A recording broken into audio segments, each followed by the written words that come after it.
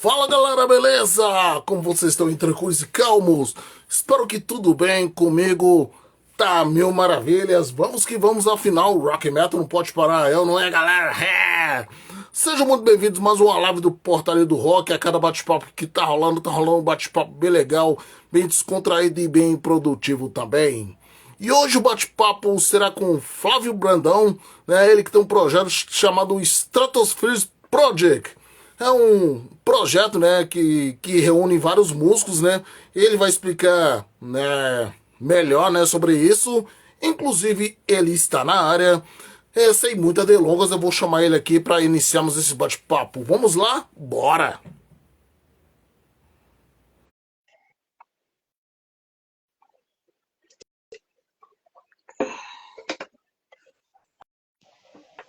Opa, Fala, guerreiro! fala aí, tudo bem? Tudo beleza com você? Tudo bem, boa noite a todos. Eu sou o Flávio Brandão, do Stratosphere Project, e vamos conversar. Isso aí, vamos que vamos. Primeiramente, né, eu quero agradecer a você pelo seu tempo precioso que você teve para bater o papo aqui com a gente. E já também, logo de cara, agradecer também ao Luiz Fernando aí da Hell Yeah Music Company, né, que deu essa ponte, mais uma ponte aí no currículo aí para batermos um papo bem legal. Ah, obrigado. Pois é, é isso aí. Flávio Brandão, é, guitarrista, né, que tem um projeto, que é o Stratosphere Project. Mas antes, vamos falar de você.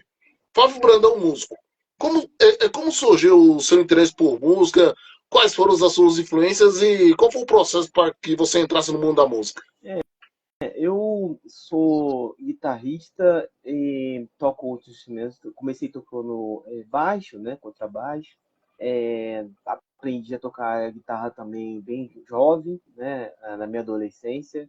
Mas foi naquele Hum, esquema, né, cara? Foi tudo muito no autodidata, muito procurando material com os amigos, porque na época a gente tinha muita dificuldade lá nos anos 90 de conseguir comprar revista, de fazer curso era muito caro, então todo mundo que sabe, que viveu aquela época, cara, sabe como era a dificuldade que a gente tinha de conseguir o básico para começar na música, né, cara? Inclusive, esse é uhum. um problema que aflige os jovens, vamos dizer assim, até hoje, né, cara? Se você pegar um jovem de periferia e falar pro cara assim, você, pô, quer tocar guitarra, quer aprender a tocar guitarra, então são várias barreiras financeiras, principalmente, que impedem ele de começar. Então é uma coisa que a gente já tinha lá atrás. O equipamento é tudo muito caro, tudo tem um acesso mais dificultado. Então, é, certas coisas acabam não mudando, né, cara, desses tempos pra cá. Mas a gente se virava naquela época, né, cara? Então, aquela coisa do. Se você tem muita vontade de fazer uma coisa e você se empenha muito, cara, você acaba achando um jeito de conseguir o que você quer, né, cara? Então, naquela época eu me virei a conseguir trabalhando, ajudando meus pais, ajudando parentes e ganhando um dinheirinho aqui, um dinheirinho ali para comprar um equipamento muito básico, bem ruinzinho, mas muito básico. E aí, com esse equipamento básico, eu fui treinando, cara. A gente tirava xerox de revistas, né, que tinha técnicas, escalas e acordes. Então era muito comum a gente fazer esse tipo de coisa naquela época. E aí um amigo comprava revistas, os outros tiravam xerox e a gente ia estudando com base nisso.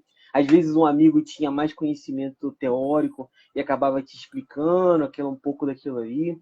Mas muita coisa foi tentativa e erro, né, cara? Você vai, como é que o cara faz isso nessa música aqui? Por exemplo, naquela época eu era muito ligado em Wing Malmsteen, por exemplo, né? Eu ficava tipo, como esse cara faz isso, né, cara? Então, até que chegou na minha mão uma videoaula do Wing Malmsteen e depois uma do Paul Gilbert, né, cara? Para quem é guitarrista, sabe que naquela época era uma fita cassete que rodava pra todo mundo, né, cara? Que era aquela fita do Paul Gilbert com a guitarra rosa e ele fazendo uma escala muito maluca. Então, tipo, eu meio que focava em tentar reproduzir aquilo que ele estava fazendo, entendeu? O meu inglês na época não era tão avançado, então eu tinha dificuldade de entender um pouco o que ele estava falando, mas eu consegui ir pescando as coisas aqui e ali e chegando numa conclusão aí de como fazer uma metodologia de aprendizado, né, cara? Então eu comecei no baixo, passei para guitarra e passei um tempo tocando baixo com uns amigos em uma banda que a gente formou depois, foi o Lightstein, foi a primeira banda de verdade que eu tive, assim, né, cara, que era uma banda da época, a gente não chamava de power metal, né, na época a gente chamava de metal melódico. Foi logo naquela época o quê?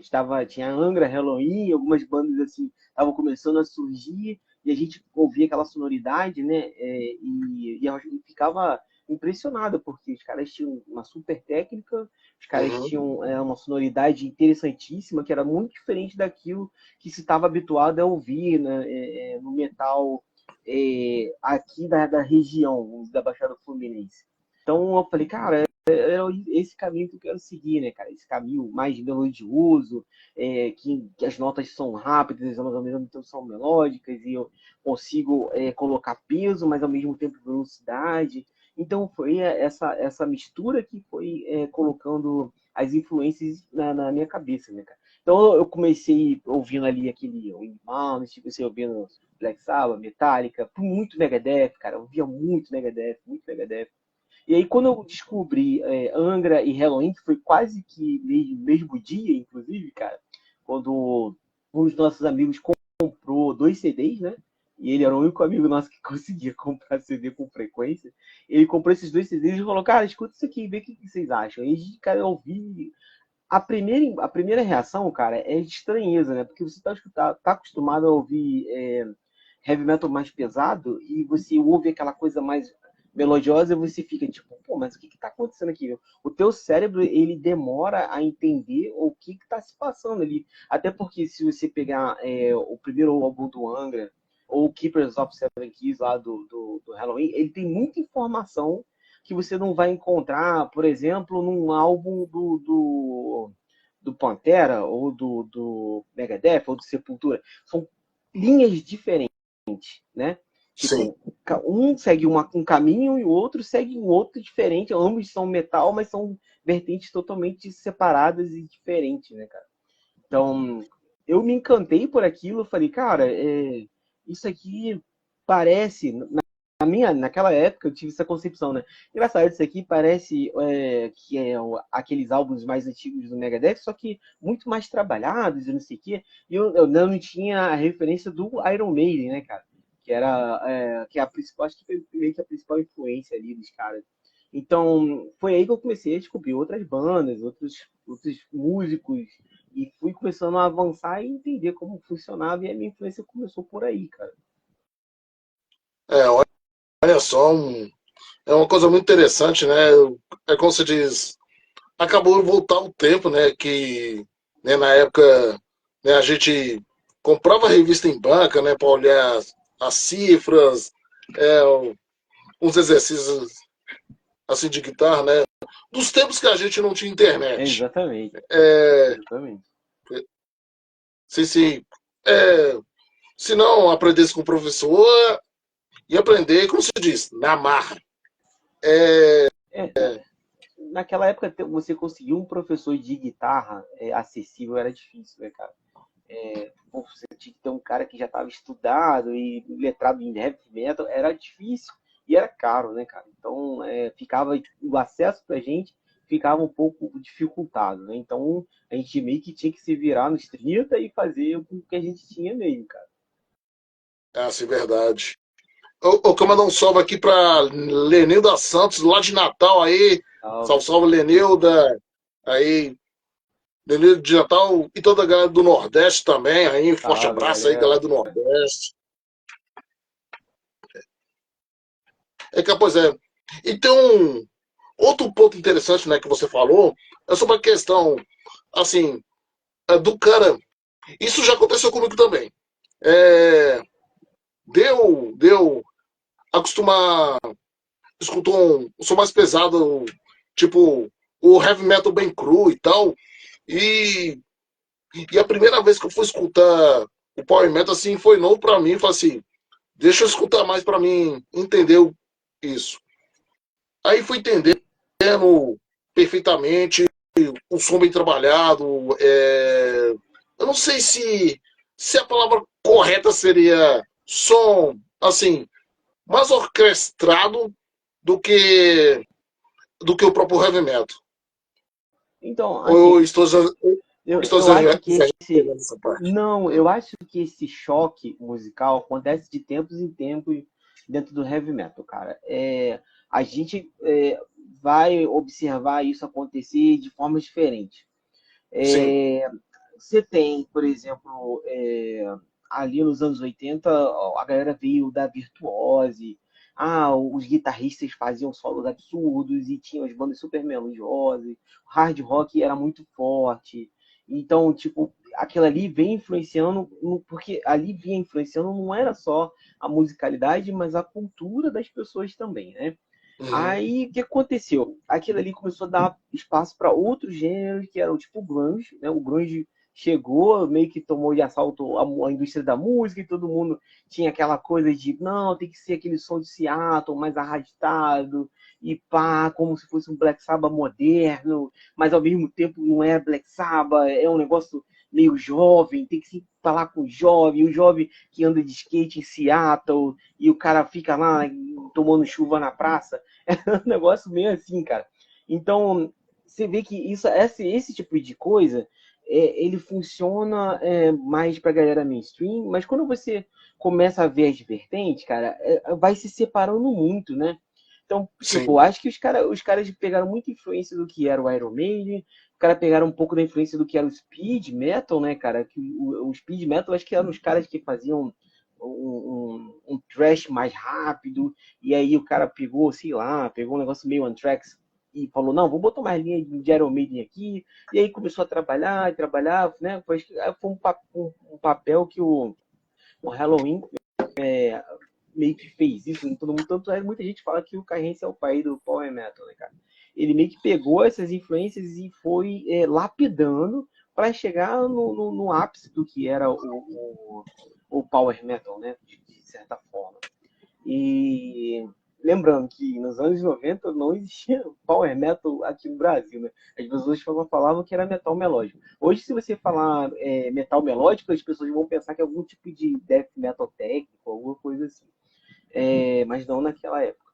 Então, é, isso meio que influenciou a cultura das pessoas. Então, você, quando está acostumado a ouvir um determinado som e você ouve uma outra vertente do heavy metal, que é muito diferente daquilo que você está habituado, o seu cérebro sente, e pode ser bom ou pode ser ruim.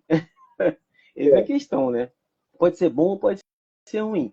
Porque o bom é porque se você for uma pessoa aberta a novos estilos de música, novas formas de se tocar uma música, isso é legal que isso vai te agradar e vai te deixar feliz, porque você vai ver uma coisa nova, pô, finalmente, uma coisa bacana para ouvir e tal. Agora, se você for uma pessoa mais focada naquilo que você gosta, você vai automaticamente rejeitar aquilo. Eu tenho um caso muito curioso, por exemplo, que Hum, eu escutei o primeiro álbum do Angra, o Angels Cry, com um amigo lá, com o Igor, e fiquei, nossa, que bacana, que não sei o quê. Mas aí, cara, pouco tempo depois, eu acho que uns 2 anos que eu ouvi a primeira vez, eu não ouvi o Angels Cry no lançamento, eu ouvi uns 2 anos depois.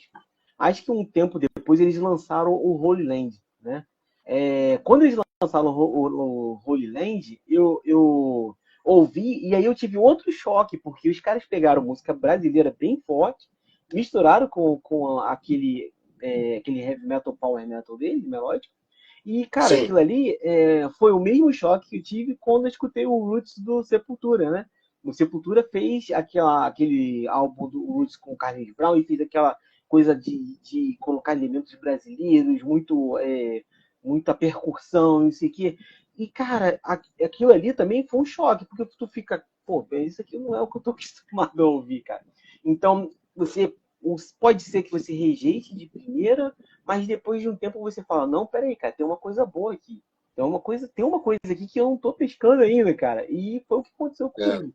Nos dois casos, tanto no Roots, né, quanto no Holy Land, eu demorei um pouco para entender a proposta, mas quando eu entendi, eu fiquei apaixonado, cara. Então eu falei, cara, que coisa bonita que os caras fizeram aqui, cara. Entendeu? Então Inclusive, eu acho que o público de hoje em dia que é mais jovem talvez não tenha essa percepção, porque hoje é tudo muito acessível, muito fácil, né, cara? Ah, você quer ver uma banda que faça música com heavy metal, com música brasileira? Ele vai lá no Spotify e ele procura. Ah, você quer ver uma banda que toca, sei lá, com uma guitarra de 600 cordas? Ele vai lá, procura no Facebook ou no TikTok, ele acha. Naquela época a gente tinha que correr atrás de CD, tinha que correr atrás de perguntar para as pessoas, tinha que ler revista para poder ficar sabendo. Então, é uma outra época que é uma outra cultura.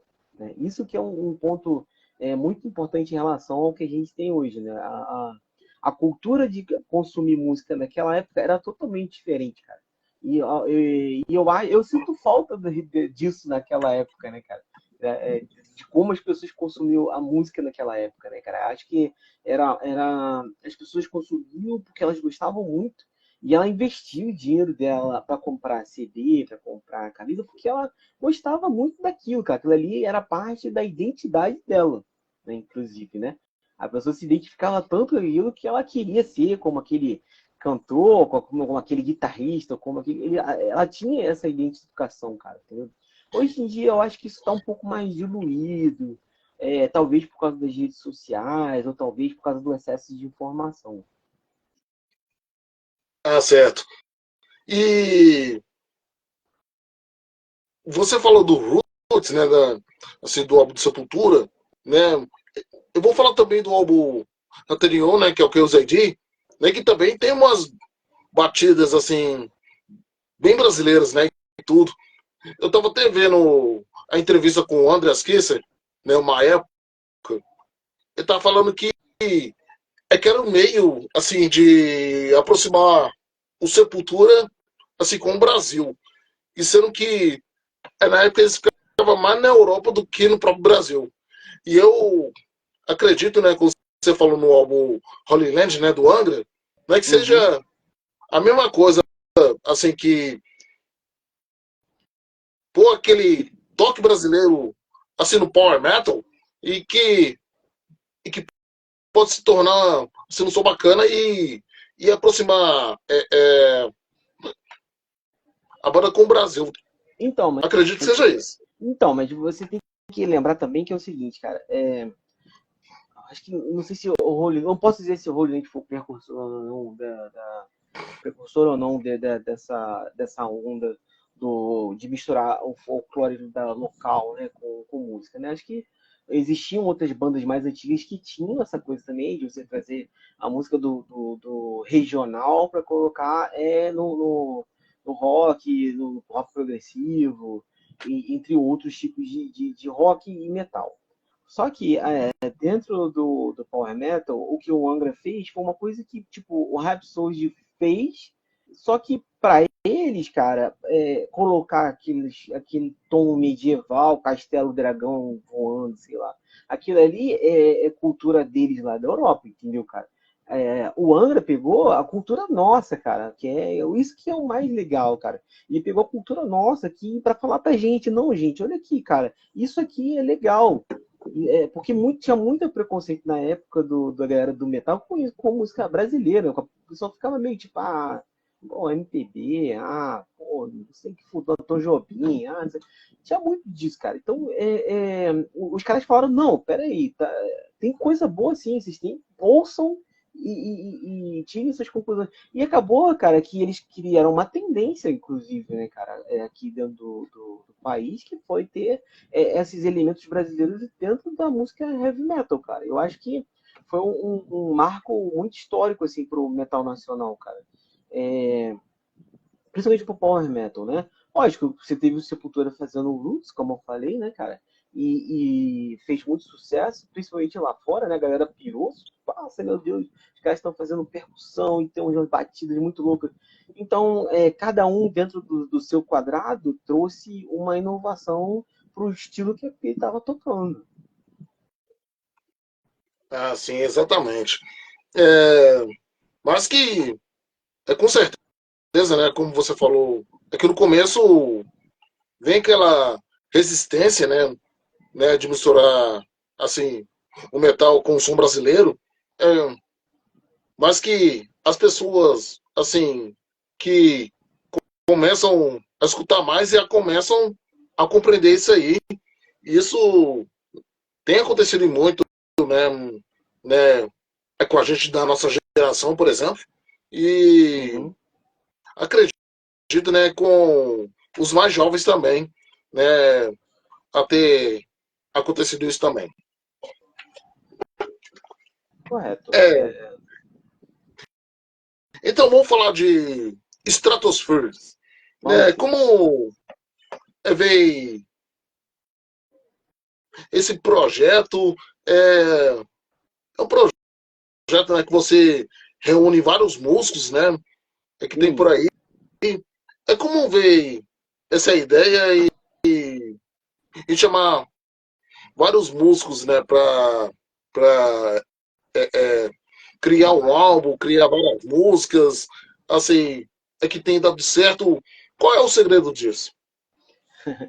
Então, cara, o Stratosphere foi uma ideia que eu tive. Inicialmente foi em 2017 que eu comecei a pensar em produzir alguma coisa, né? Eu voltei, eu tinha parado de tocar guitarra por muitos anos. Eu toquei com bandas ao vivo, na década de 90, início dos anos 2000. Toquei pelo Rio de Janeiro, em alguns lugares, fizemos algumas aberturas de show bem bacanas. Até Massacration, naquela época que estava começando a fazer show ao vivo, a gente abriu show. Eu abri show lá com a banda de um amigo meu, Gabriel, da UTS, participei da banda dele, que era uma banda de rock nacional, não era banda de heavy metal. É uma banda de rock and roll hoje, o Jupiter Strike, né? É, então, eu tinha essa cultura de, com a banda, nós bandas que a gente tinha aqui no Rio, de tocar ao vivo, né, cara? Eu tive que parar por questões da vida, eu precisei alocar o meu tempo em outras coisas, porque outras demandas mais urgentes acabaram surgindo, e eu acabei meio que largando a música por um tempo, bastante tempo, bastante tempo. Em 2017, na verdade, em 2014, meu pai conversou comigo, perguntou se eu tinha vontade de voltar a tocar. Aí, passou um ano, ele começou a perguntar se não tinha vontade. E eu falei, pô, tá botando pilha, né? Vamos, né? Já que tá botando pilha, então vamos, né? Aí eu comprei uma guitarra de novo, né? E comecei a voltar a praticar guitarra, que eu tinha que reaprender a tocar, né, cara? Porque guitarra meio que o pessoal fala, mas tocar guitarra é igual andar de bicicleta. Não, mais ou menos. É, você tem que treinar, tem que praticar todo dia, senão você acaba perdendo a forma, vamos dizer assim, né? Então, em 2017, comecei a pensar em fazer alguma coisa, mas eu falei, pô, cara, mas eu não tenho mais tempo, nem uma vida que me permita tocar em shows, né, cara? Porque estou trabalhando muito, eu tô com muito serviço, e aí, pô, às vezes eu trabalho fim de semana, às vezes eu trabalhava sábado, domingo, feriado, então ficava muito difícil para mim. Então eu pensei, cara, e se eu criasse alguma coisa em que eu pudesse gerenciar online de uma forma não contínua, né, cara? Tipo, hoje eu faço um pouquinho, amanhã eu faço outro pouquinho, vou fazendo aqui, aqui e ali. Aí eu acabei que, quando fui cozinhando essa ideia aí e aprendendo a gravar as coisas que eu tinha ideia até 2019, no final de 2019 eu falei, cara, quer saber, eu vou fazer alguma coisa só para ver se sai, né? Porque eu comecei a ter muitas ideias de música, e eu tinha essas ideias represadas, né? Tipo, gravado só um esboço ou só uma cantarolando no celular, coisa do tipo. Então eu comecei a pensar nisso e comecei a falar, pô, mas beleza, o que eu faço, né? Aí, então, inicialmente, o que eu fazia? Eu gravava guitarra, eu gravava o baixo, fazia a bateria, fazia os teclados Uhum. e não tinha como cantar, porque eu não sou vocalista. Aí eu falei, pô, e agora? O que eu faço, cara? Como eu não tinha alcance vocal, nem tinha técnica vocal, cara, aí eu falei, pô, eu preciso procurar alguém para me ajudar. Aqui no Brasil eu não tinha é, conhecimento de ninguém, assim, que pudesse me ajudar da música, né, cara? Eu tava voltando, tipo, muito aos pouquinhos, e eu tava numa outra vibe. Então, comecei lá pelo Reddit, perguntando lá o que eu faço, gente. Pô, preciso de alguém que cante Power Metal. E aqui todo mundo só gosta de música extrema, Death, Gore, Grind, Black Metal, não sei o quê. Eu preciso de alguém que cante Power Metal e eu não consigo encontrar. Aí o cara falou assim, pô, tenta um site de colaboração. Aí eu falei, o que que é site de colaboração? Aí o cara passou o link, eu entrei no site e eu vi que era um site que você postava assim, você posta sua música, se alguém que estiver lá no site gostar, ele vai lá e pô, ele bota a voz dele para você, ou o instrumento, ou a guitarra, alguma coisa. Então eu fui lá, criei Stratosphere, foi a primeira música que eu compus, né? É, e falei, pô, é, vou botar essa música e vou ver o que dá, né? Aí botei lá, cara, a música na plataforma e esqueci. Deixei lá, fui fazer minhas coisas. Cara, quando foi, acho que foi um mês que eu deixei lá e eu lembrei, falei, caramba, eu deixei Stratosphere lá parado. Quando eu cheguei lá, tinha um cara da Espanha, Ivar Berguelin, ele colocou a voz. Eu tinha colocado uma guia de voz minha cantando, só que, pô, eu não Sim. canto, né? Eu não tinha canto. Era só pro cara ter uma noção, ó, seguia por aqui, a letra é essa, a linha de melódica da voz é essa aqui, vê o que você consegue fazer. Aí o cara deixou lá e falou assim, vê se você gosta. Aí ele, check for, do you like it? Aí eu falei, beleza, eu vou dar uma olhada. Pô, quando eu vi, cara, eu falei, pô, sensacional, ficou muito legal. E aí eu fui lá e postei outra música que eu tinha, Fury, ele aceitou, também cantou Fury, o primeiro álbum. Uhum. E só que tinha um problema, ele não queria cantar um álbum inteiro. Então eu falei, e agora? O que eu faço? Eu tenho 8 músicas pra gravar e o cara só quis gravar 2, entendeu? Aí eu falei, pô, beleza, vou deixar aqui as outras, eu fui colocando as outras, né? E outros vocalistas do próprio site começaram a se interessar e falar, pô, olha aqui essa versão dessa música sua que eu fiz. Aí o cara mandava a voz. Aí o outro mandava a voz, o outro mandou a voz. Até eu consegui fechar um álbum, cara, que eu acho que foi com 3 vocalistas, 4 vocalistas, cara. Aí eu falei, pô, tá, fecha um álbum, né? O que eu faço com esse álbum? Na época eu não sabia como funcionava Spotify, plataforma de streaming. Eu achava que Spotify era tipo YouTube, né? Você chegava lá, pega a tua música, coloca lá e deixa lá que vai ficar lá para sempre lá. Igual o YouTube, sabe? Tu bota o vídeo lá e fica lá. Na verdade era bem mais complexo do que isso, né, cara? Como a música não funciona igual ao conteúdo de vídeo, né, cara? Você precisa de registro, precisa fazer distribuição, e tem plataforma que é paga, tem plataforma que é gratuita. Então, tem todas essas nuances que você tem que saber antes de colocar qualquer coisa no streaming, né, cara? Aí eu fui lá, combinei com todos eles, conversei com todos eles concordaram e a gente fechou um álbum. Eu falei com um amigo que trabalhava comigo, o Tito, e falei assim, cara, eu preciso de um artista gráfico. Aí ele, cara, eu conheço essa pessoa. Aí ele passou o Fábio, que é o cara que faz as artes dos álbuns para mim. E o Fábio falou, pô, cara, você já fiz capa uma vez já e ficou legal. Ele me mostrou, eu gostei muito. Aí ele fez a arte pra mim, eu pedi, expliquei pra ele o que eu queria na arte e tal. Ele fez a primeira arte e eu fechei o primeiro álbum. Aí eu botei lá na plataforma e ficou assim, cara. Tipo, o Stratosphere era eu tocando os instrumentos, né? E os gringos cantando lá, cara. Então isso funcionou repetidamente no primeiro, o Stratosphere. No segundo, Last Survival também foi mais ou menos a mesma coisa, só que entrou mais gente, saiu o Ivar, né? Mas se você pegar os 2 primeiros álbuns, eles são meio que um demo, assim, vamos dizer assim, cara. Ele não era muito estruturado, não era muito produzido, era uma parada assim mais de experimental, vamos dizer assim, né? Eu estava experimentando, estava testando as águas para saber como funcionava, o que era o que eu tinha que fazer, como é que funcionava, como é que uma coisa funcionava aqui e ali.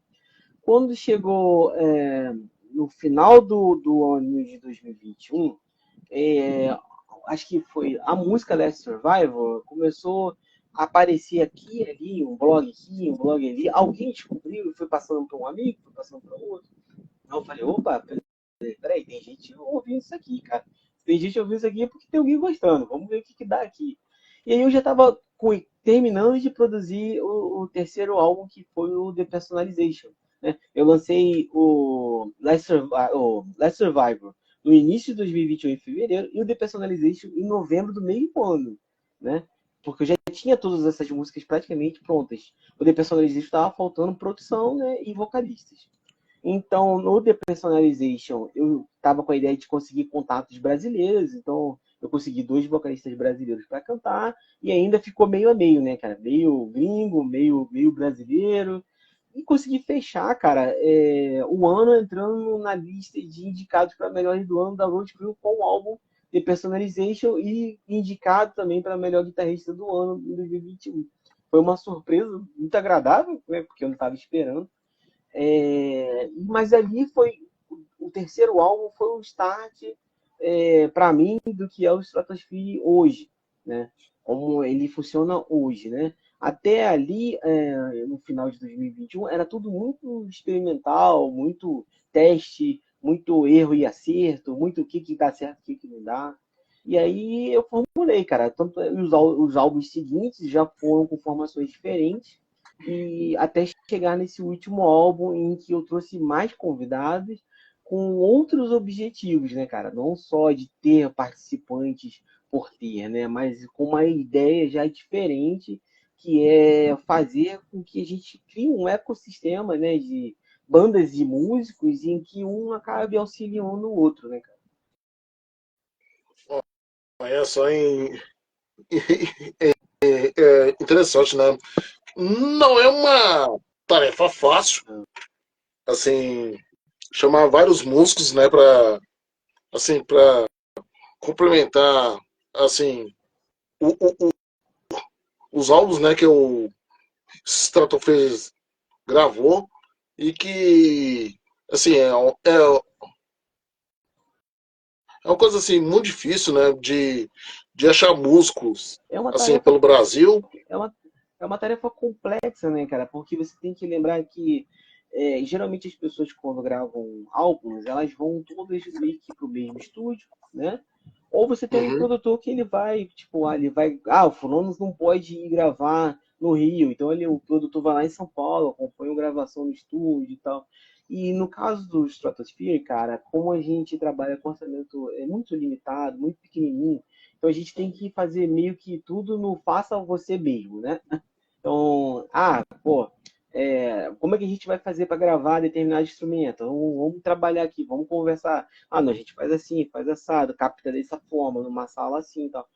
Óbvio que se eu pudesse, eu botaria todo mundo no estúdio super top e tal, levaria todo mundo, faria a gravação, captação, tudo lá e tal. Mas é uma coisa que demanda muito dinheiro, cara, que é uma coisa que eu não tenho. Então a gente improvisa com recursos muito pequenos, cara. É, Às vezes, tipo, vou falar assim, como é que assim, não daria nem para você chegar no estúdio e falar assim, me dá 3 horas de gravação, sabe? Não tem como. Então a gente tem que improvisar, cara. Muitas das coisas é feita em modo caseiro, entendeu, cara?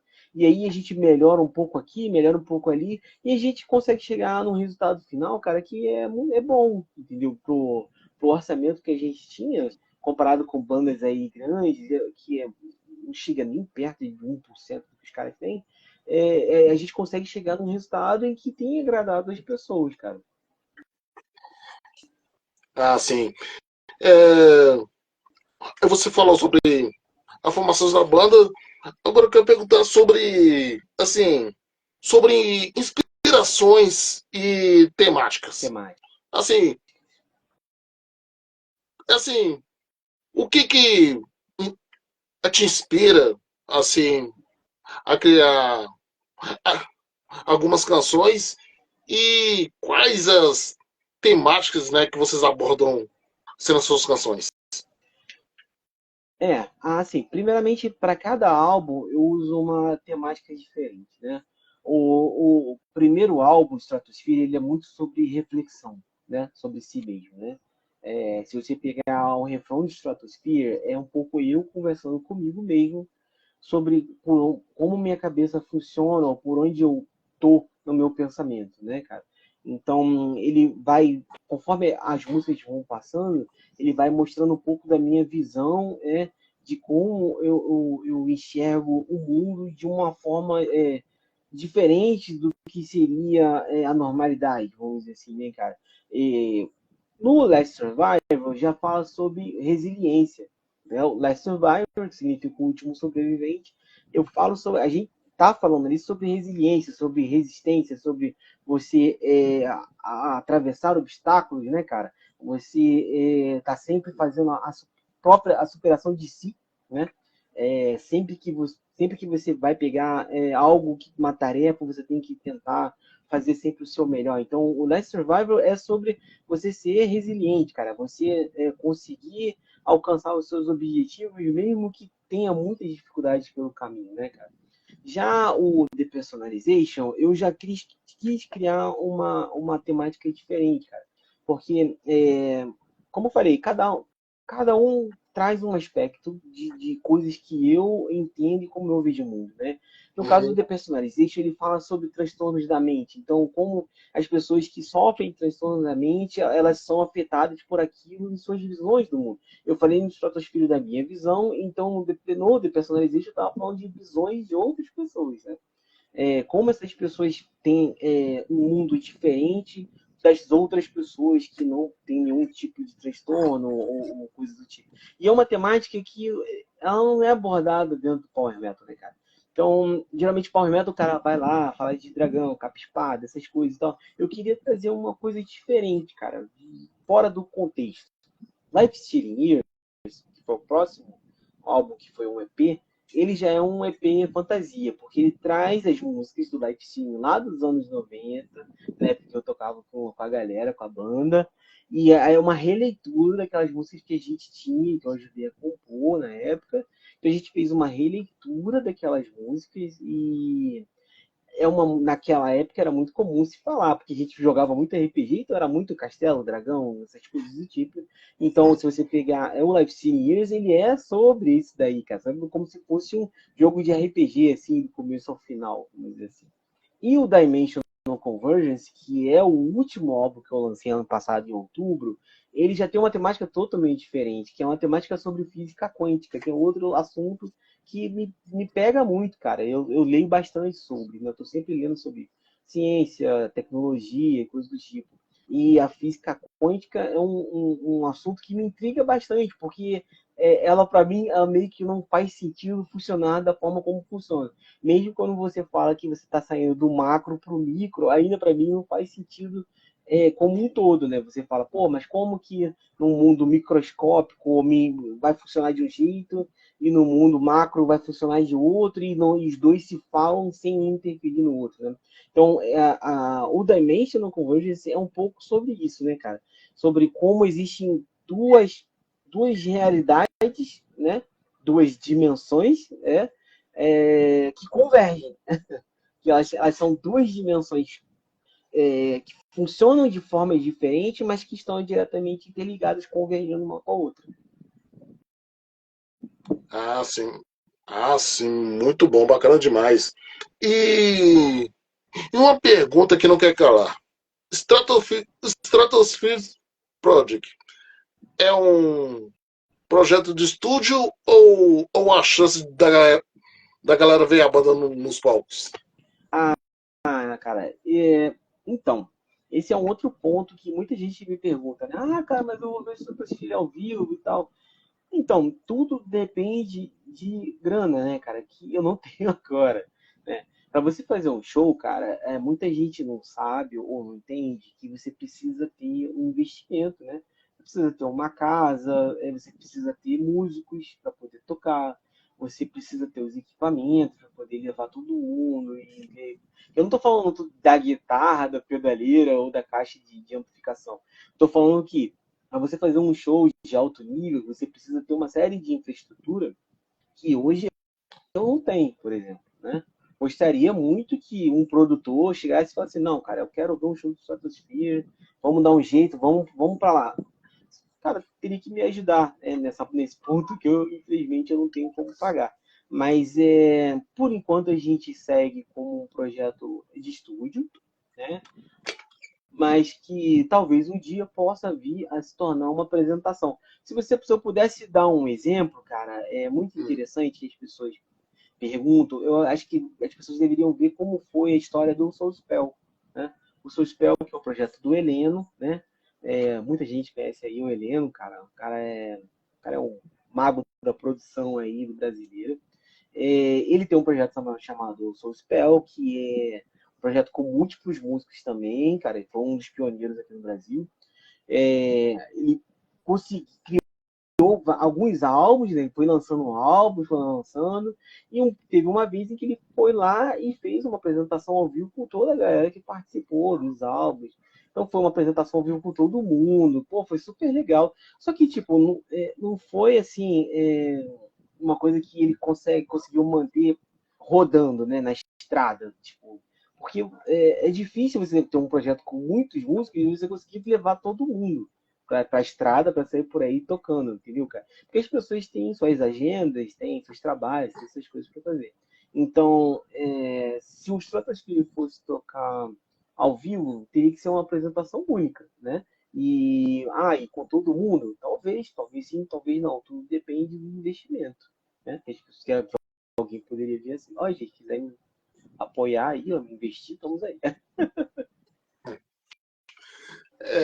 Pois é, isso aí. Quem sabe a galera possa ver o Stratosphere assim no palco, mas por enquanto, como ele falou, é um projeto de estúdio, mas Sim. ele não descarta assim, de subir aos palcos.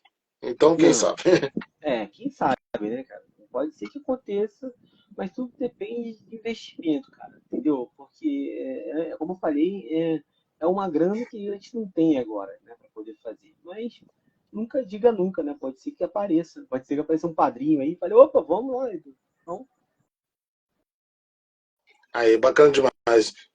E você tá falando, né, que a galera pede o show seu, então, pelo jeito, o retorno do público, né, sobre o seu trabalho tá sendo bem positivo, assim, correto? tem sido bem positivo. Nós acabamos de passar por duas votações populares, né, cara? A primeira no Mariucci Team, do Luiz Mariucci, né? Nós tivemos um terceiro lugar com 1.000 votos na categoria de Maestro, que é uma coluna em homenagem ao André Matos. Eu fui lá em São Paulo, recebi a premiação, fiquei muito feliz, cara. Foram muitos votos, cara. Foram mil 4 votos, alguma coisa assim. Cara, é uma votação muito expressiva, né, para um projeto do meu tamanho, né? E depois nós tivemos também o top 20 da Road Crew, também foi votação popular.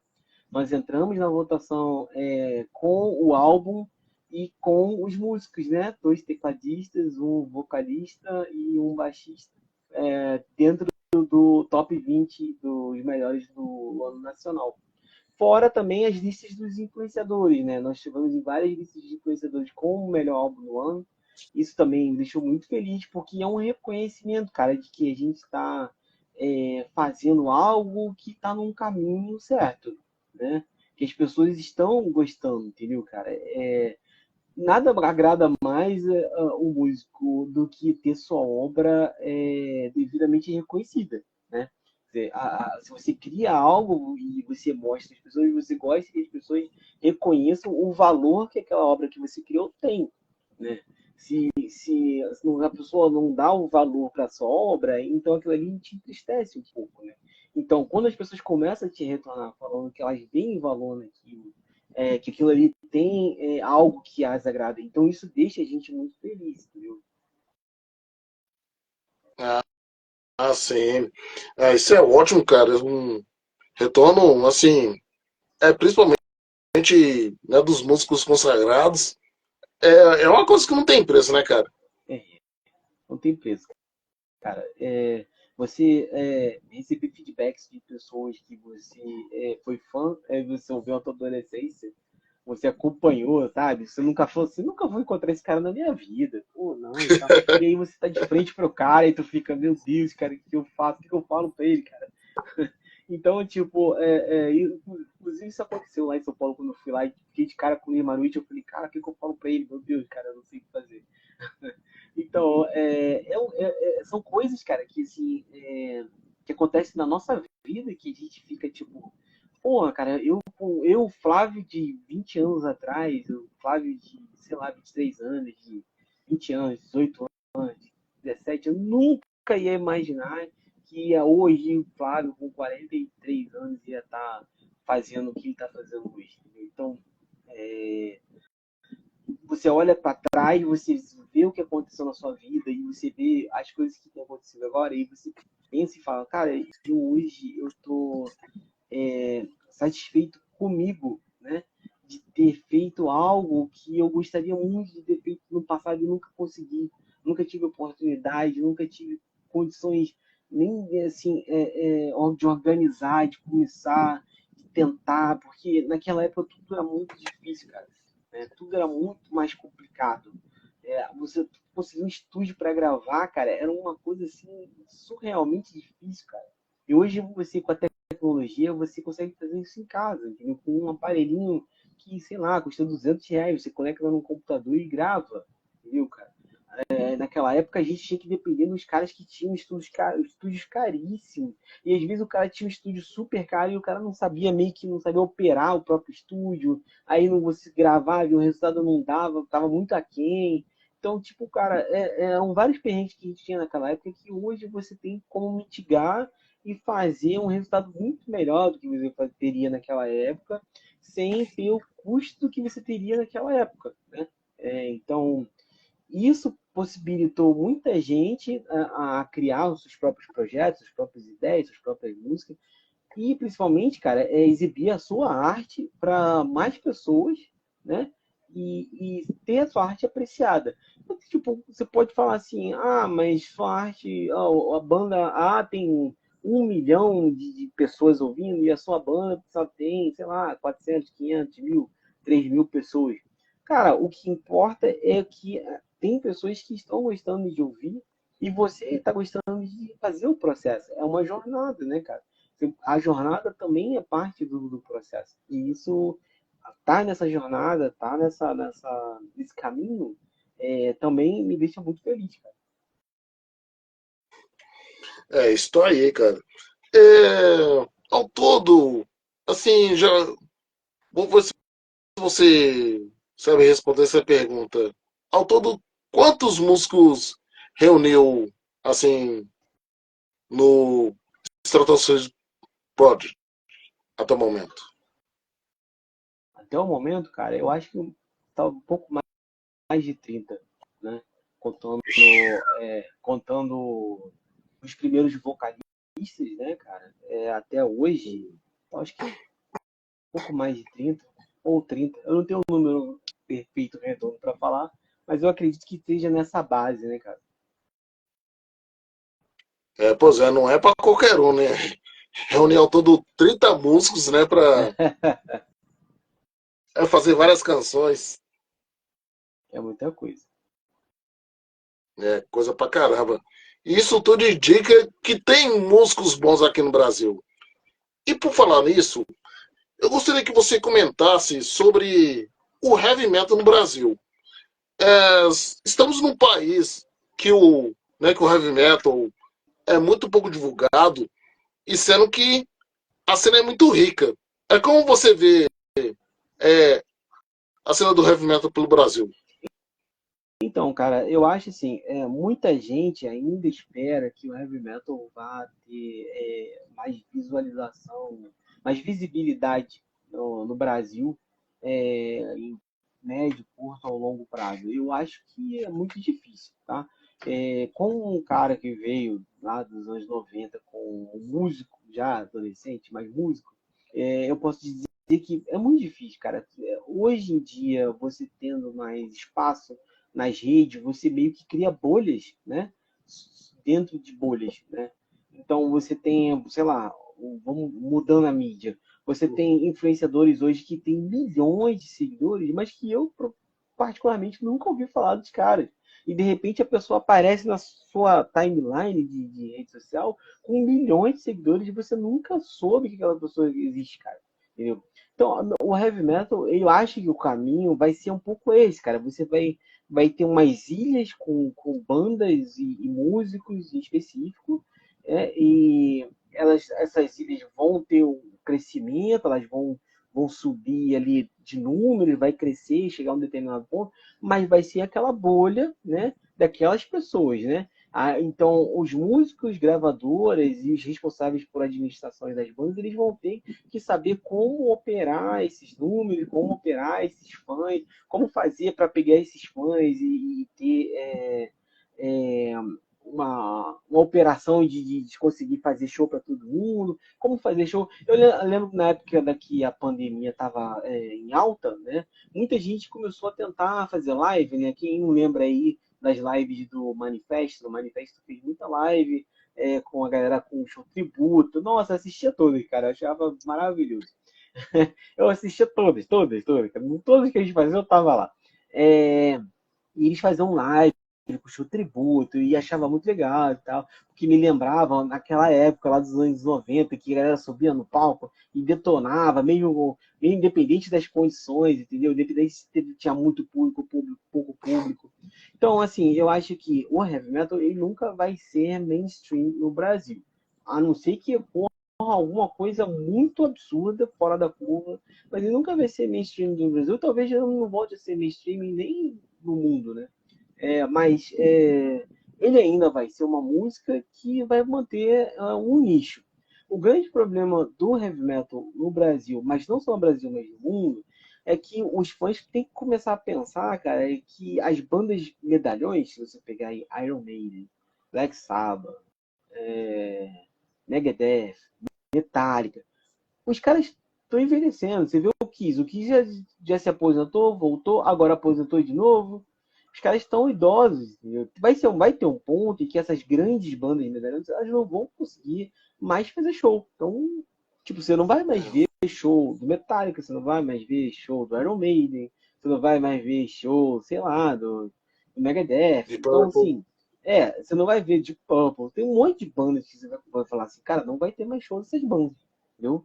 Então, essa galera, ela é muito apegada a essas bandas de medalhões, né? E elas dificilmente abrem um espaço no dia a dia delas para ouvir bandas novas, né? É muito, muito complicado, cara, é muito difícil, entendeu? E se isso não ocorrer, cara, pode ser que em 5, 10, 15, 20 anos o heavy metal se torne meio que é o jazz hoje, né, cara? Que o jazz é um negócio muito ali, aquele nicho fechado, e que, porra, tem uma galera muito, sabe, dentro daquela cena do jazz que gosta muito daquilo e tal, mas você não vai ver, tipo, super eventos, você não vai ver os nomes super gigantes na indústria. Você vai ver aquela coisa muito de nicho, cara. Muito ali fechadinha naquela bolha, como eu falei, tá? Então, o público precisa começar a ponderar, cara. Pô, o que a gente vai fazer se acabar o Metallica? O que a gente vai fazer se acabar o Iron Maiden? O que a gente vai fazer se acabar o Halloween? Entendeu? O que a gente vai fazer? A gente vai ficar ouvindo os mesmos álbuns dele para sempre até morrer? Ou a gente talvez ouça umas bandas novas aí que tem por aí? É uma decisão que o público vai precisar tomar. Entendeu? A gente que é a música, a gente tenta, né, passar para eles, a gente consegue, como eu falei, a gente consegue crescer a nossa bolha, né, de pessoas, e a gente divide essa bolha com outras bandas, com outros artistas, às vezes grandes, às vezes não tão grandes, mas os grandes mesmo, os grandes medalhões, cara, eles estão dentro de uma bolha fechada e muita gente que está ali não quer sair, entendeu?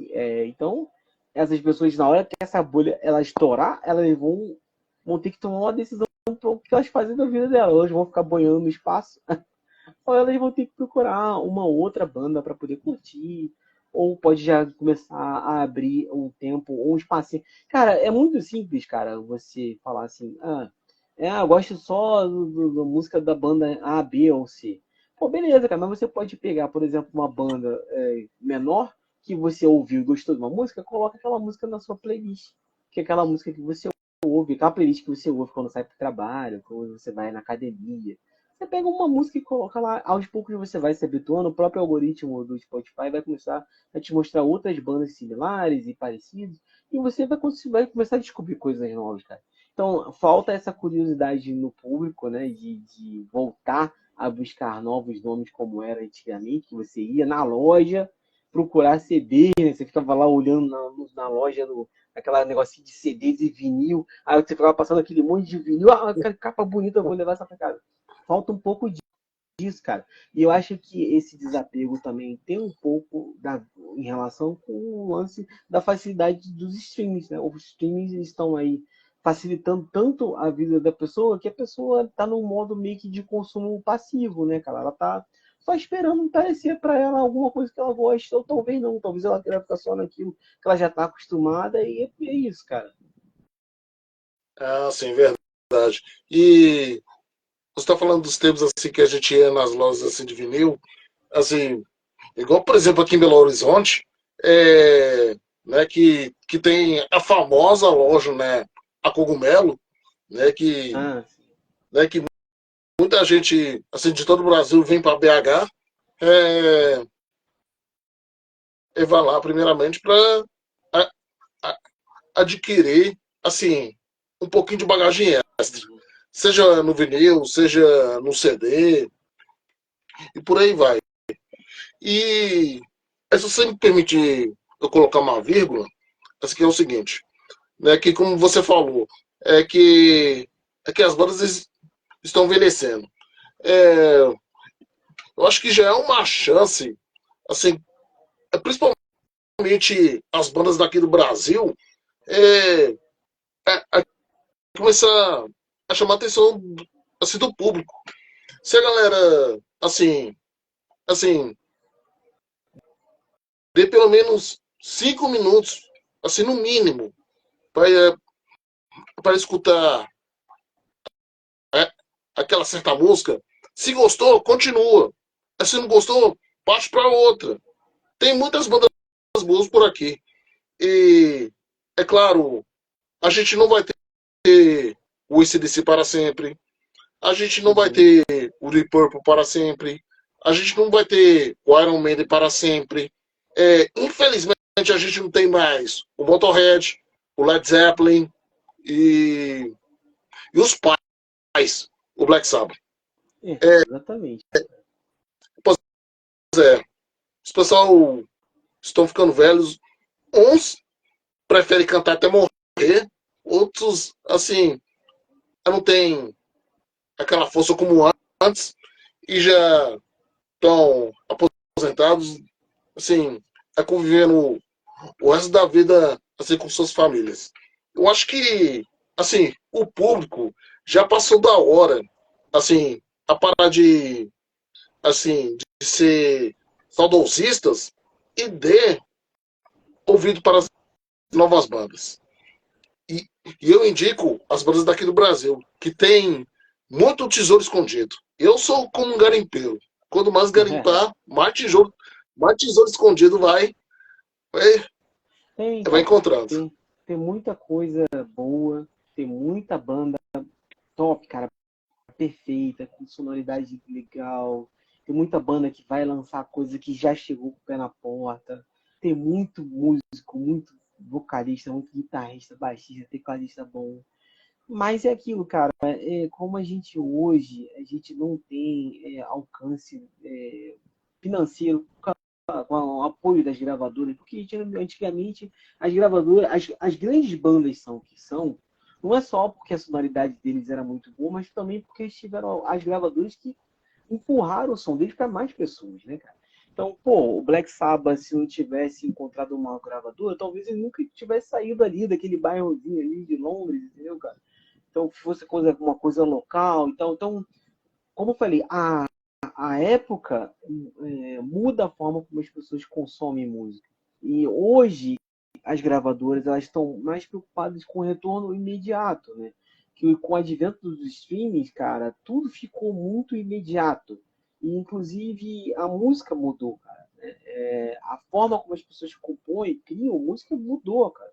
Mudou muito. Hoje, se você pegar as músicas do mainstream, vamos dizer assim, brasileiro, por exemplo, as músicas nem introdução tem mais, cara. O cara já entra cantando direto, já entra, não tem mais ponte, entra no refrão, sai do refrão, canta mais um pouquinho, acabou a música. E a música foi feita para tocar no TikTok, sei lá, cara. Ela foi composta pensando nisso, né?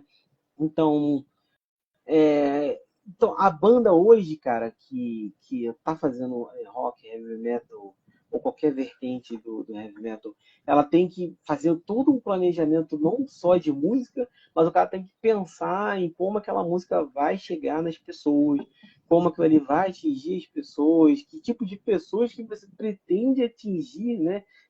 Mas é um público mais nostálgico, é um público mais velho, é um público mais novo. Tudo isso tem que ser calculado porque a gente não tem apoio das gravadoras mais, cara.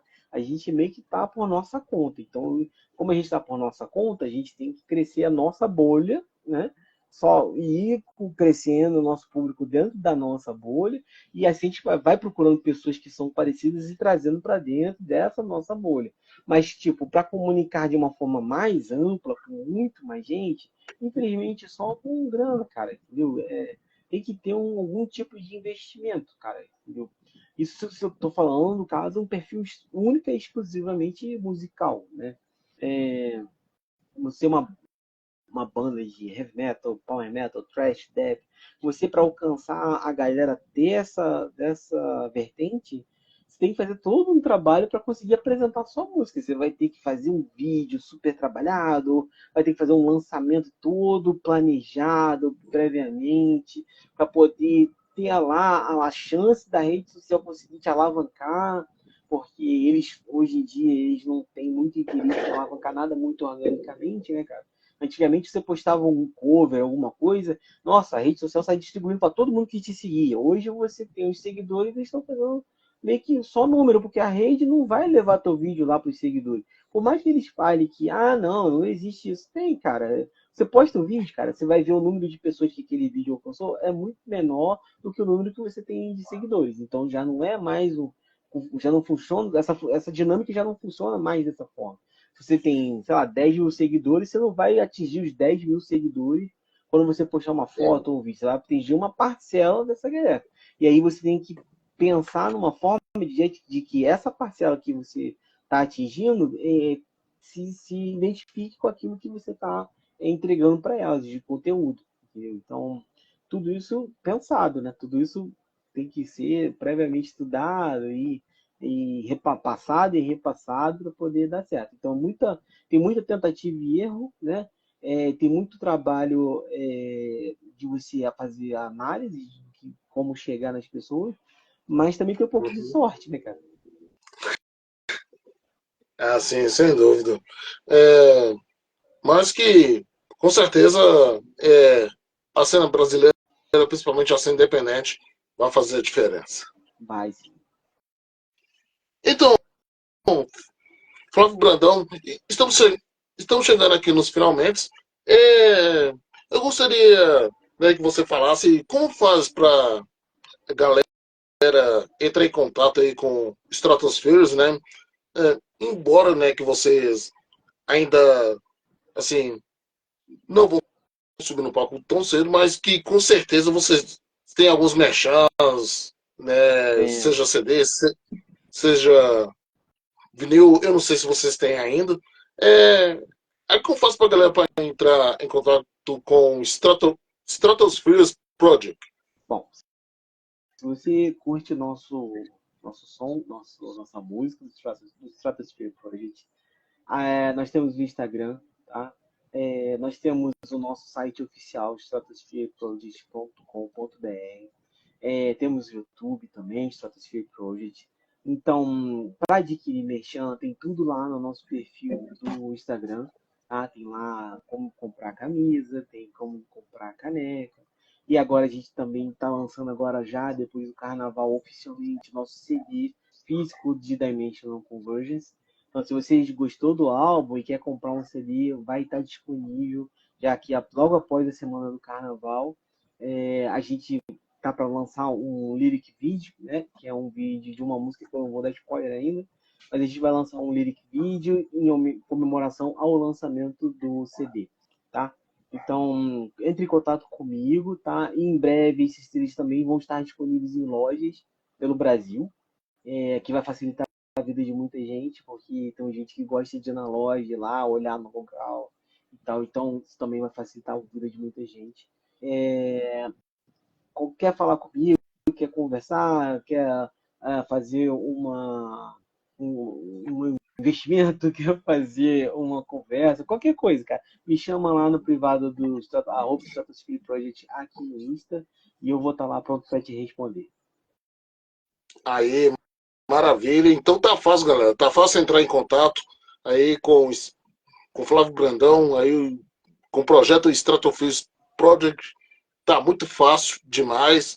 É só entrar em contato diretamente com ele e eu garanto que os materiais deles estão bacana demais. E por falar nisso, logo após a live, eu vou selecionar 3 faixas da Stratosphere Project e vou incluir na playlist do Portaria do Rock no Spotify e também no Deezer. Então, para quem tem Spotify ou Deezer, pode ir lá na playlist do Portaria do Rock 2024, que eu vou incluir aí as músicas do Stratosphere Project. Beleza? Flávio Brandão, eu gostaria muito, mais uma vez, de agradecer a você pelo seu tempo precioso, pelo bate-papo que foi muito bacana. Obrigado. Curti demais bater um papo contigo. E faça aí suas considerações finais. Bom, galera, nós somos um projeto de Power Metal. A gente não é uma banda que toca por aí nos palcos ainda, mas a ideia por trás do projeto, que é essa união, uma cena de Power Metal no Brasil, é uma ideia que a gente tem há bastante tempo. Mais do que uma ideia, é um plano para o futuro que agrega muitas bandas, muitos músicos, muita gente boa, muita gente talentosa.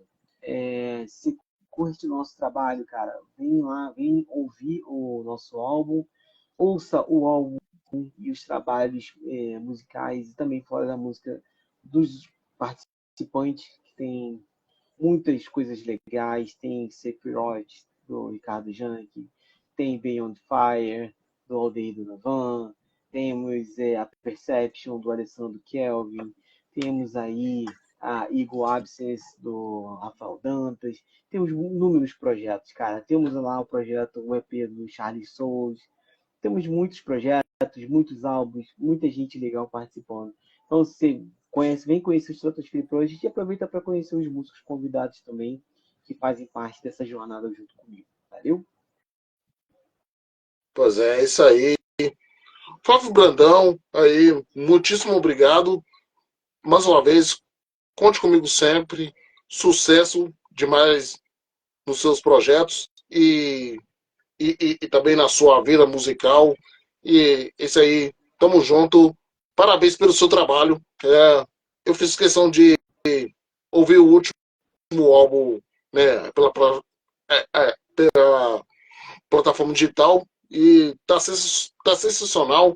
E a galera que ainda não escutou, eu faço questão que vocês escutem, beleza? Valeu. Isso aí. Então, galera, eu vou ficando por aqui. Eu deixo aquele abraço para todos vocês e até a próxima live.